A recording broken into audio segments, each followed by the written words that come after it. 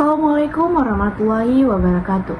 Kami, mahasiswa Universitas Syah Kuala dari kelompok 10 mata kuliah standar akuntansi keuangan dengan dosen pengampu Bapak John Andra Asmara SEAK MSI akan mempresentasikan mengenai PSPK 2 pengungkapan terkait iklim. Sebelumnya, perkenalkan anggota kelompok kami yang terdiri dari 3 orang. Saya, Rahmawati Tsunami Putri, sebagai moderator, dan 2 rekan saya, Zulfa Amalia dan Nurhayati Zulfikar. Di sini kami akan membahas mengenai pengungkapan terkait iklim. PSPK 2 pengungkapan terkait iklim merupakan standar yang mengatur prinsip, persyaratan, serta pedoman bagi entitas dan menyampaikan informasi mengenai risiko, peluang, dan dampak yang timbul akibat perubahan iklim terhadap strategi, kinerja, serta prospek keberlanjutan perusahaan. Standar ini memberikan kerangka pengungkapan yang terstruktur agar entitas dapat menyampaikan informasi iklim secara transparan, konsisten, dan juga dapat dibandingkan, sehingga para pengguna laporan keuangan seperti investor, regulator, dan pemangku kepentingan lainnya dapat melihat sejauh mana isu iklim mempengaruhi nilai dan ketahanan perusahaan di masa depan. PSPK 2 ini mensyaratkan entitas untuk mengungkapkan informasi terkait iklim berdasarkan 4 konten inti atau pilar pengungkapan, yaitu tata kelola, strategi, manajemen risiko, serta metrik dan juga target. Selanjutnya ada tujuan dari PSPK 2. Tujuan PSPK ini adalah mewajibkan entitas untuk mengungkapkan informasi mengenai risiko dan peluang terkait iklim yang berguna bagi pengguna laporan keuangan dalam mengambil keputusan pembelian sumber daya kepada entitas. Pernyataan PSPK ini juga mewajibkan entitas untuk menyampaikan informasi tentang risiko dan peluang iklim yang diperkirakan dapat mempengaruhi arus kas, serta kemampuan entitas untuk memperoleh pendanaan atau modal dalam jangka pendek, menengah, maupun panjang. Dalam pernyataan ini, risiko dan peluang tersebut secara kolektif disebut sebagai risiko dan peluang terkait iklim yang diperkirakan cukup mempengaruhi prospek entitas. Selanjutnya ada ruang lingkup dari PSPK 2. PSPK 2 ini berlaku untuk A. Risiko terkait iklim yang dihadapi entitas, yaitu yang pertama, risiko fisik terkait iklim seperti banjir, badai, kekeringan, atau perubahan pola iklim jangka panjang yang dapat mengganggu operasi, merusak aset, atau meningkatkan biaya. Yang kedua, risiko transisi terkait iklim, yaitu risiko yang timbul dari perubahan menuju ekonomi rendah karbon, termasuk perubahan regulasi, teknologi, pasar, dan reputasi yang dapat mempengaruhi nilai aset dan biaya operasional. B. Peluang terkait iklim yang tersedia bagi entitas, yaitu potensi manfaat yang muncul dari upaya mitigasi dan adaptasi iklim, seperti efisiensi energi, inovasi produk rendah karbon, akses pasar baru, dan peningkatan daya saing. Selanjutnya, PSPK 2 juga mensyaratkan entitas untuk mengungkapkan informasi terkait iklim berdasarkan 4 konten inti pengungkapan, yaitu yang pertama ada tata kelola, strategi, manajemen risiko, serta metrik dan juga target. Nah, untuk yang pertama, saya akan menjelaskan mengenai tata kelola. Tujuan pengungkapan keuangan terkait iklim mengenai tata kelola adalah untuk memungkinkan pengguna laporan informasi keuangan bertujuan umum untuk memahami proses, pengendalian, dan prosedur yang digunakan entitas untuk memantau, mengelola, dan mengawasi risiko peluang terkait iklim. Untuk mencapai tujuan tersebut, entitas harus mengungkapkan informasi mengenai yang A. Organ yang memiliki fungsi tata kelola yang dapat mencakup dewan, komite, atau organ setara yang bertanggung jawab atas tata kelola, atau individu yang bertanggung jawab untuk mengawasi risiko dan peluang terkait iklim. Dan yang B, peran manajemen dalam proses tata kelola, pengendalian, dan prosedur tata kelola yang digunakan untuk memantau, mengelola, dan mengawasi risiko dan peluang terkait iklim. Selanjutnya akan dijelaskan oleh rekan saya. Tujuan pengungkapan keuangan terkait iklim mengenai strategi adalah untuk memungkinkan pengguna laporan informasi keuangan bertujuan umum untuk memahami strategi entitas pengelola risiko dan peluang terkait iklim. Secara spesifik, entitas harus mengungkapkan informasi yang memungkinkan pengguna laporan informasi keuangan bertujuan umum untuk memahami A. Risiko dan peluang terkait iklim yang diperkirakan cukup dapat mempengaruhi prospek entitas. Ungkapan ini menekankan perlunya entitas menjelaskan secara komprehensif berbagai risiko dan peluang terhadap iklim yang berpotensi mempengaruhi hidup sebuah usaha dan perspektif masa depan.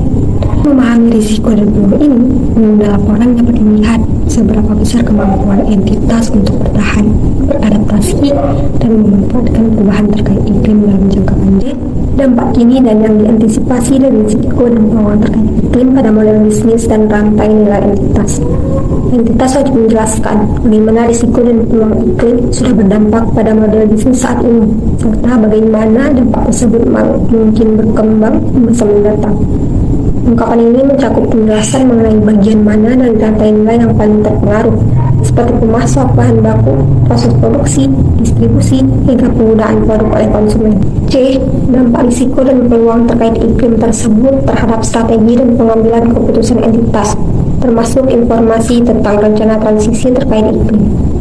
Pada bagian ini, entitas harus menerangkan bagaimana risiko dan peluang terkait iklim memengaruhi strategi korporasi dan keputusan manajemen. Hal ini dapat mencakup penyesuaian strategi jangka panjang, perubahan alokasi sumber daya, prioritas investasi, atau penerapan teknologi baru yang mendukung pengurangan emisi. Selain itu, entitas perlu mengungkapkan rencana transisi terkait iklim, misalnya komitmen menuju net zero emissions, langkah-langkah untuk mengurangi intensitas karbon, atau kebijakan internal yang berfokus pada keberlanjutan. D.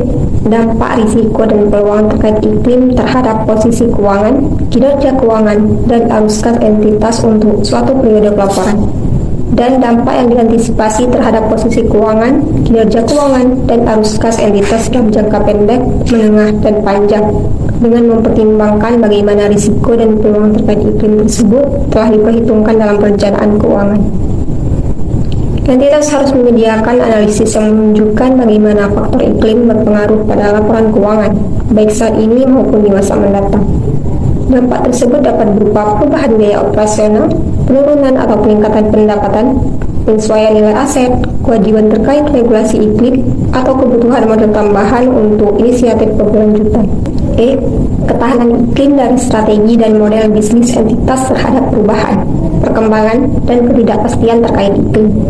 Dengan mempertimbangkan risiko dan peluang terkait iklim yang telah diidentifikasikan oleh entitas, entitas harus mengungkapkan sejauh mana strategi dan model bisnisnya mampu bertahan menghadapi berbagai skenario perubahan iklim. Hal ini mencakup penilaian ketahanan terhadap ketidakpastian iklim, seperti peningkatan frekuensi kejadian ekstrim atau perubahan kebijakan iklim global. Selanjutnya ada manajemen risiko. Tujuan dari pengungkapan keuangan terkait iklim mengenai manajemen risiko adalah untuk memungkinkan pengguna laporan informasi keuangan tujuan umum untuk memahami proses entitas dalam mengidentifikasi, menilai, memprioritaskan, dan memantau risiko dan peluang terkait iklim, termasuk apakah dan bagaimana proses tersebut terintegrasi dan memberi informasi pada keseluruhan proses manajemen risiko. Untuk mencapai tujuan ini, entitas harus mengungkapkan informasi tentang A. Proses dan kebijakan terkait yang digunakan entitas untuk mengidentifikasi, menilai, memprioritaskan, dan memantau risiko terkait iklim, termasuk masukan dan parameter yang digunakan, misalnya sumber data dan ruangan lingkup operasi, penggunaan analisis skenario terkait iklim untuk membantu identifikasi risiko, cara penilaian entitas atas sifat, kemungkinan, dan besaran dampak risiko, termasuk pertimbangan kualitatif, ambang batas kuantitatif, atau kriteria lain. Cara memprioritaskan risiko terkait iklim dibandingkan dengan jenis risiko lainnya, cara memantau risiko terkait iklim, dan yang terakhir ada perubahan proses yang digunakan dibandingkan periode pelaporan sebelumnya. Kemudian B, entitas harus menjelaskan proses yang digunakan untuk mengidentifikasi, menilai, memprioritaskan, dan memantau peluang terkait iklim, termasuk apakah dan bagaimana entitas menggunakan analisis skenario tersebut terkait dengan iklim untuk membantu identifikasi peluang. Yang terakhir, C. Entitas harus menjelaskan sejauh mana proses pengidentifikasian, penilaian, pemprioritasan, dan pemantauan risiko dan peluang terkait iklim terintegrasi dan memberi informasi pada keseluruhan proses manajemen risiko entitas. Selanjutnya, yang keempat atau yang terakhir ada metrik dan target. Tujuan dari pengungkapan keuangan terkait iklim mengenai metrik dan target adalah untuk memungkinkan pengguna laporan informasi keuangan bertujuan umum untuk memahami kinerja entitas dalam kaitannya dengan risiko dan peluang terkait iklim, termasuk kemajuan pencapaian target terkait iklim yang telah ditetapkan oleh entitas, serta target apapun yang disyaratkan oleh peraturan perundang-undangan untuk dipenuhi. Untuk mencapai tujuan ini, maka entitas harus mengungkapkan a. Informasi yang relevan dengan kategori metrik lintas industri yang berlaku secara luas. B. Metrik berbasis industri yang terkait dengan model bisnis, aktivitas, atau fitur umum lain yang merupakan karakteristik industri entitas. Dan C. Target yang telah ditetapkan oleh entitas dan target yang disyaratkan oleh peraturan perundang-undangan untuk memitigasi atau beradaptasi dengan risiko terkait iklim atau memanfaatkan peluang terkait iklim. Termasuk metrik yang digunakan oleh organ atau yang memiliki fungsi tata kelola atau manajemen untuk mengatur kemajuan pencapaian target tersebut. Selanjutnya, tanggal efektif dan ketentuan transisi. PSPK 2 yakni pengungkapan terkait iklim yang disahkan oleh Dewan Standar Keberlanjutan IAI pada 1 Juli 2025 secara mandatori atau wajib berlaku efektif untuk periode tahun buku yang dimulai pada atau setelah 1 Januari 2027.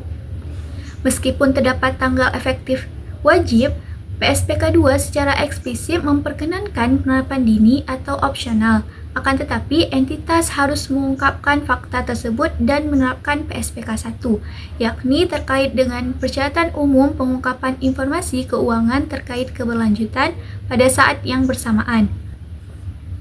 Kemudian, ketentuan transisi dalam PSPK 2 dirancang untuk memudahkan entitas dalam penerapan awal pengungkapan terkait iklim, yang dimana pada tahun pertama penerapan, entitas diberikan keringanan untuk tidak menyajikan informasi komparatif untuk beberapa pengungkapan iklim yang diwajibkan. Ketentuan transisi tersebut masih tersedia selama 3 tahun pertama penerapan PSPK 2, yaitu yang pertama, entitas diperbolehkan untuk menggunakan metode pengukuran emisi gas rumah kaca selain Greenhouse Gas Protocol. Dan yang kedua, entitas diperbolehkan untuk tidak mengungkapkan metrik emisi gas rumah kaca cakupan 3. Selanjutnya, perbedaan PSPK 2 dengan IFRS 2. PSPK 2 dan IFRS 2 sama-sama mengatur mengenai pengungkapan risiko dan peluang iklim dengan 4 pilar utama, yakni tata kelola, strategi, manajemen risiko, serta metrik dan juga target. Akan tetapi, IFRS 2 berlaku global sejak 1 Januari 2024, sedangkan PSPK 2 baru efektif berlaku pada tanggal 1 Januari 2027, sehingga memberikan transisi lebih panjang bagi entitas di Indonesia. Pada dasarnya, PSPK 2 mengadopsi substansi IFRS 2, namun beberapa aspek seperti kedalaman analisis skenario, cakupan emisi, yakni termasuk skop 3, serta detail kuantitatif dilakukan secara bertahap, dan redaksinya disesuaikan dengan hukum dan regulasi Indonesia, yakni Otoritas Jasa Keuangan, ketentuan emiten, dan standar akuntansi keuangan, sehingga penerapannya lebih realistis berdasarkan perusahaan domestik sambil tetap sejalan dengan praktik global. Nah, berdasarkan pemaparan materi tadi, dapat kita simpulkan bahwa pengungkapan terkait iklim merupakan standar yang mewajibkan entitas menyajikan informasi mengenai risiko, peluang, dan dampak yang timbul akibat perubahan iklim terhadap strategi, kinerja, dan prospek keberlanjutan perusahaan. Tujuannya adalah untuk memungkinkan pengguna laporan keuangan seperti investor menilai sejauh mana isu iklim mempengaruhi nilai dan ketahanan perusahaan di masa depan, serta mengambil keputusan pemberian sumber daya. Ruang lingkupnya mencakup risiko terkait iklim, fisik dan transisi, dan peluang terkait iklim. Pengungkapan ini terstruktur dalam 4 pilar inti. Tata kelola yang menjelaskan pengawasan dan peran manajemen, strategi yang merinci dampak risiko atau peluang pada modal bisnis, strategi, posisi keuangan, dan ketahanan iklim. Manajemen risiko yang menguraikan proses identifikasi, penilaian, dan pemantauan risiko yang terintegrasi, serta metrik dan juga target yang mengukur kinerja dan kemajuan pencapaian terkait iklim. Baik, sekian presentasi dari kami kelompok 10. Selanjutnya kami akan membuka sesi tanya jawab untuk teman-teman yang ingin bertanya. Silahkan bertanya di kolom komentar. Sekian dari kami, mohon maaf bila ada kekurangan dan kesalahan. Wabillahi taufiq wa hidayah. Wassalamualaikum warahmatullahi wabarakatuh.